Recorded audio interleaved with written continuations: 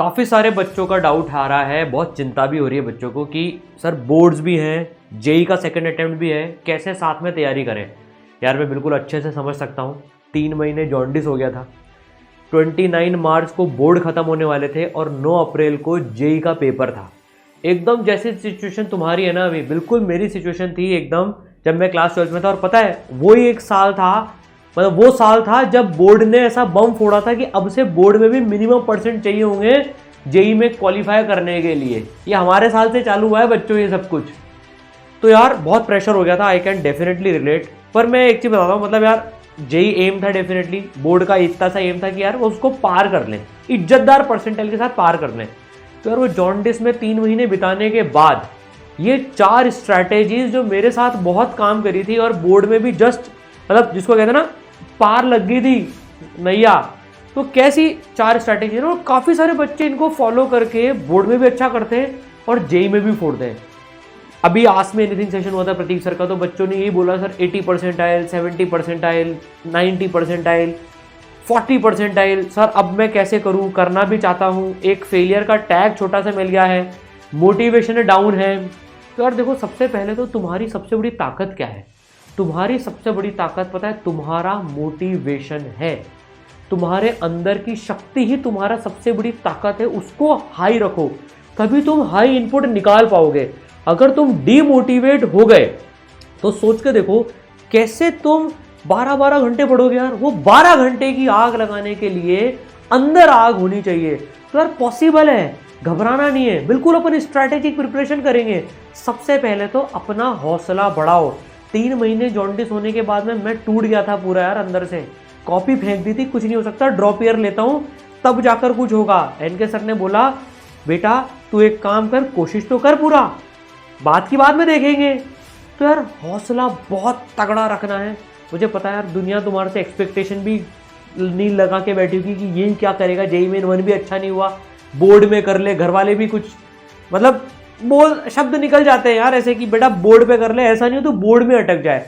डर का माहौल मत रखो, पॉजिटिव एटीट्यूड के साथ में दोनों प्रॉब्लम्स को अटैक करते हैं। सबसे पहला क्या है, हमें प्रायोरिटाइजेशन करना है हमारी प्रिपरेशन को।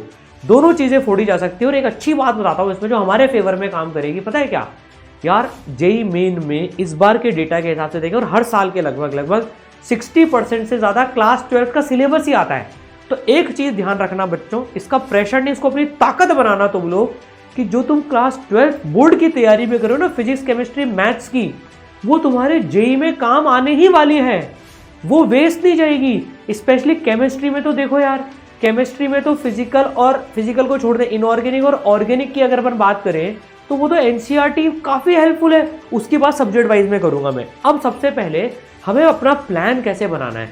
कोई महाराष्ट्र बोर्ड है, कोई बिहार बोर्ड है, कोई सीबीएसई बोर्ड है, कोई यूपी बोर्ड है, राजस्थान बोर्ड है, गुजरात बोर्ड है, ऐसे किसी के साउथ इंडिया में डिफरेंट बोर्ड्स है।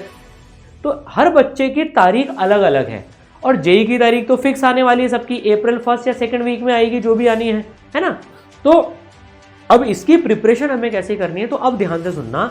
अगर तुम्हारी बोर्ड की तारीख मार्च तक जारी हो, जैसे मेरी 29 मार्च तक जारी थी बोर्ड की तारीख, है ना, अभी उतनी लेट तो शायद किसी की नहीं जा रही है, 10 या 15, 20 या मार्च तक ऐसे लोगों की जा रही है तारीख, है ना, कुछ की फरवरी में निपट रहे। तो अगर तुम्हारी तारीख लेट तक जा रही हो तो अलग स्ट्रैटेजी है, और अगर तुम्हारी तारीख जल्दी खत्म हो रही हो, जैसे बिहार बोर्ड जल्दी निपट रहे हैं रिलेटिवली, महाराष्ट्र बोर्ड जल्दी निपट रहे हैं, तो उनके लिए डिफरेंट स्ट्रैटेजी है। तो पहले मैं उनकी बात कर रहा हूँ जिनके बोर्ड फरवरी में एंड हो जाएंगे। तो यार वो लोग अभी, क्योंकि समय कम है, पूरा कंसंट्रेशन बोर्ड पे डाल दो। वो कैसे करना है वो आगे वीडियो में बताऊंगा, पर वो पूरा का पूरा कंसंट्रेशन बोर्ड पे डाल दो। जेई की टेंशन फरवरी तक छोड़ दो। तुम्हारे बोर्ड की प्रिपरेशन से भी जेई मेन का कंटेंट तो थोड़ा तैयार हो ही रहा है, उसकी टेंशन मत लेना। तुम लोग पूरा का पूरा अपने बोर्ड पे फोकस कर जाओ। अब जिनकी मार्च तक जारी है उनको बीच बीच में से कुछ दिन जेई की प्रिपरेशन के लिए चुराने पड़ेंगे, और जिनकी लेट मार्च तक जारी है उनको तो ज्यादा जेई के लिए दिन चुराने पड़ेंगे। कैसे चुराएंगे अभी उसकी बात करते हैं। उसमें आती है बात बैलेंस स्टडी प्लान की। अब देखो, जिनका फरवरी में खत्म हो रहा है ना बोर्ड, वो लोग तो पूरा बोर्ड के लिए फोकस हो जाओ। अब वो सुबह भी बोर्ड पढ़ो, शाम को भी बोर्ड कर लो, टाइम निकाल पाओ अगर तो जेई मेन की तैयारी कर लेना। अब बोर्ड की तैयारी कैसे करनी है? सबसे बढ़िया सोर्स होता है बोर्ड के लिए प्रीवियस ईयर पेपर्स, है ना। तो यार हर बच्चा चैप्टर वाइज 5 साल के प्रीवियस ईयर पेपर्स करके जाए, प्रीवियस ईयर क्वेश्चंस करके जाए कि भाई ये क्वेश्चन इस चैप्टर में से आ रहे हैं, उसके बाद उसकी डिटेल थ्योरी पढ़े। ऐसा नहीं पहले पूरा चैप्टर पढ़ रहे हैं फिर पीवाईक्यू देख रहे हैं, ये उल्टी अप्रोच होती है। सही अप्रोच होती है पहले तुम पीवाईक्यूज देखो ताकि तुम्हें आइडिया तो लगेगा 5 नंबर का सवाल किस टॉपिक में से आ रहा है, 4 का किस में से आ रहा है, कौन सा ज्यादा पूछा जा रहा है, एमसीक्यूज किस में से ज्यादा आ रहे हैं। तो पहले प्रीवियस ईयर क्वेश्चंस देखो, वो भी चैप्टर वाइज, ध्यान से सुनना, देखो फिर उस चैप्टर को पढ़ो। तुम्हारे बोर्ड के नोट्स हैं, तुम्हारे पास बोर्ड के लेक्चर्स हैं, व्हाटएवर सोर्स जिससे तुम्हें पढ़ना है उससे पढ़ाई करना। समझ में आई बात? ये इस तरह से हमको पढ़ाई करनी है। और जिनके लेट हैं वो क्या करो, वो सुबह बोर्ड की तैयारी करो और शाम को जेई मेन का उस चैप्टर के पीवाईक्यूज या ऑब्जेक्टिव क्वेश्चन उठा लो। चैप्टर बाइज चैप्टर चलना है। जैसे मान लो तुम मैथ्स का कोई चैप्टर तैयारी कर रहे हो बोर्ड के लिए, तो अगर तुम्हारे पास में टाइम बच रहा है, तुम्हें दिन चुराने हैं, तो इवनिंग में या तो जैसे जो बच्चे बाउंस बैक क्रैश कोर्स में पढ़ रहे हैं उनको बोर्ड की भी पूरी तैयारी की हेल्प मिल रही है, तो भाई सुबह बोर्ड कर ले, शाम को जेई मेन की जो अपने टीचर्स के साथ में लाइव क्लासेस में बैठ के उसका जेई मेन के हिसाब से पूरा रिवीजन करते जाएं। और अगर तुम्हारा वो चैप्टर स्ट्रांग है बच्चों, तो तुम पीवाईक्यूज, सेलेक्टेड पीवाईक्यूज अवेलेबल हैं, ऐप पर भी अवेलेबल हैं, वो सेलेक्टेड पीवाईक्यूज उन चैप्टर्स के कर लो ताकि तुम जेई मेन के टच में भी रहोगे। ठीक है। और जिनके फरवरी में खत्म हो रहे हैं वो पहले बोर्ड पे कर लें और पूरा मार्च फिर जेई मेन के लिए डेडिकेट कर दें। अब इसमें कैसे सब्जेक्ट वाइज प्रिपरेशन को ऑप्टिमाइज करना है, तो एक चीज फिजिक्स की बात कर लेते हैं। फिजिक्स, केमिस्ट्री, मैथ्स और जो 2 एक्स्ट्रा सब्जेक्ट हैं, पूरी सब्जेक्ट वाइज बात बताता हूँ। फिजिक्स में बात बताता हूँ, 12th की एनसीईआरटी हमने बच्चों, मतलब तुम सबसे पहले वही उठाना, एक चैप्टर के 5 साल में कौन कौन से सवाल है उनको पढ़ लेना, देख लेना तुम्हें उसमें से कितना कंटेंट ऑलरेडी पता है। अब तुम उसमें ये देखते हुए या तो एनसीईआरटी पढ़ लेना। एनसीईआरटी बच्चों फिजिक्स की जेईई की मेन के लिए उतनी यूजफुल नहीं है, फ्रैंकली बता रहा हूं मैं इसमें, है ना। लेकिन बोर्ड के लिए डिपेंडिंग ऑन कौन सा बोर्ड है तुम्हारी एनसीईआरटी डिफरेंट लेवल पे यूजफुल हो सकती है। सीबीएसई के लिए बोर्ड के अगर तुम्हारे पास नोट्स हो तो उससे पढ़ना। एनसीईआरटी में वैसे मैंने 7 चैप्टर में फटाफट एनसीईआरटी में मार्क कर दिए बोर्ड के हिसाब से, बाकी 7 बच रहे हैं यार, वो हो नहीं पाए थे, पर 7 तो मार्क्ड हैं। फिजिक्स में बुक 1 जो है तो उसमें से मार्क्ड लाइन भी पढ़ सकते हो पीवाईक्यूज देखने के बाद में बोर्ड्स के, नहीं तो बोर्ड के नोट्स बहुत सारी जगह पर मिल जाते हैं, है ना। तीसरा लैब पर भी बोर्ड के नोट्स हैं, वहां से भी पढ़ सकते हो तुम। अब देखो टीचर से पूछ लेना, मेंटर से पूछ लेना। अब दूसरी बात क्या है इसमें, केमिस्ट्री की। केमिस्ट्री में इनऑर्गेनिक और ऑर्गेनिक के तो भैया एनसीईआरटी की एक लाइन अच्छे से कर ही जाना। फिजिकल में सेम स्ट्रेटेजी लगा लेना जो फिजिक्स में लगाई थी, लेकिन इसमें भी सबसे पहले पीवाईक्यूज देखना। मैथ्स की बात करें तो वही पीवाईक्यूज देखकर चैप्टर वाइज एनसीईआरटी की एक्सरसाइजेज में से सिमिलर टाइप के सवाल में से एक एक करते हुए करते जाना उसमें, ठीक है ना। अब ये तुम्हारी थ्योरी की प्रिपरेशन हो गई। अब इंग्लिश और फिजिकल एजुकेशन के लिए क्या करें, कुछ बच्चों के दूसरे सब्जेक्ट्स होते हैं, तो यार जैसे उसके ना कंसाइज लेक्चर्स अगर तुम्हारे पास हो, जैसे इसरा लैब में है इंग्लिश के लेक्चर्स हैं बिल्कुल बढ़िया, जिसमें सर ने एक एक लाइन बाय लाइन पढ़ा दी है, तुम वो लेक्चर्स भी देख जाओगे, तुम्हारा काम हो जाएगा। उसके अलावा इंग्लिश में तुम्हें और कुछ करना नहीं पड़ेगा, ठीक है। अब बात करते हैं प्रैक्टिस की, जो चौथा पॉइंट है ना टेस्ट स्ट्रैटेजी की। अब बोर्ड में बच्चे जो सबसे बड़ी गलती करते हैं, मैंने इतने टॉपर्स को भी देख लिया, वो इस ट्रैप में फंस जाते हैं। बोर्ड में लिखना इंपॉर्टेंट है, उस 3 घंटे को मैनेज करना इंपॉर्टेंट है।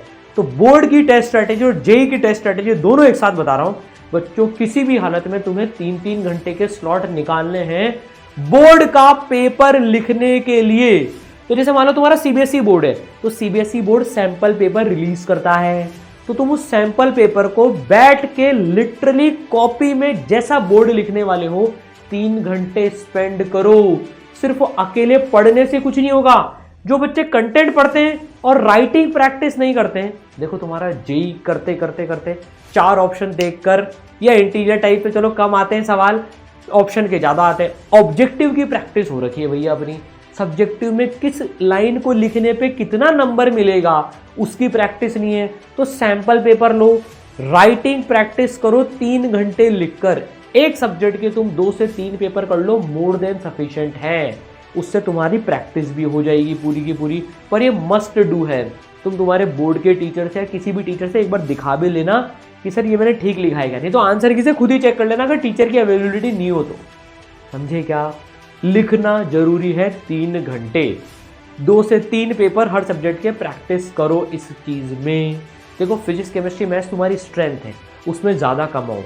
मेरे साथ भी ऐसा ही हुआ था यार, इंग्लिश भाई पढ़ी नहीं थी, अबे जॉन्डिस हो गया था 3 महीने तो कुछ नहीं पढ़ा था, अलग टेंशन आ गई थी तब तो। बोर्ड ने भी बम फोड़ा, आईआईटी ने भी उस साल ही पैटर्न चेंज कर दिया था। हमने तो 1.5 साल सब्जेक्टिव की तैयारी करी थी, 2006 ही वो साल था जब बोर्ड ने भी बम फोड़ा था, एडवांस ने भी बम फोड़ा था कि अब पैटर्न बदल रहा है। बहुत हौच पौच हो गई थी चीज़ें। तो भैया फिजिक्स केमिस्ट्री मैथ्स ने बोर्ड में बचाया था। इंग्लिश में तो मेरे 69 नंबर ही आए थे, मेरे को अभी भी याद है वो, जैसे तैसे करके संभाली थी यार वो। बट फिजिक्स केमिस्ट्री मैथ्स तुम्हारी थोड़ी सी तुम्हें लीड दिलाएगी, और फिजिकल एजुकेशन या जो 5 ईजी सब्जेक्ट है अगर तुम्हारे पास में, तो भाई वो उसको मैनेज कर लेना। इंग्लिश थोड़ा सा टफ पड़ता है तो वो लेक्चर्स देख लेना, इस तरीके से काम करना है अपने को। समझ गए क्या? और बिल्कुल घबराना नहीं, किसी भी हालत में अपना मोटिवेशन पूरा बना के रखना है। तो कमेंट में मुझे तुमसे चाहिए एक चीज, मैं मेरा बेस्ट दूंगा, मैं मेरा बेस्ट दूंगा। I will give my best, I will give my best, I will give my best. तुम कर लोगे यार। तुम्हें वीडियो भी तभी देख रहे हो जब तुम सिंसियर हो। नॉन सिंसियर बच्चे जो हैं वो तो पता नहीं कहाँ बैठे ही होंगे, टाइम पास ही कर रहे होंगे, उम्मीद ही छोड़ दी होगी उन्होंने तो।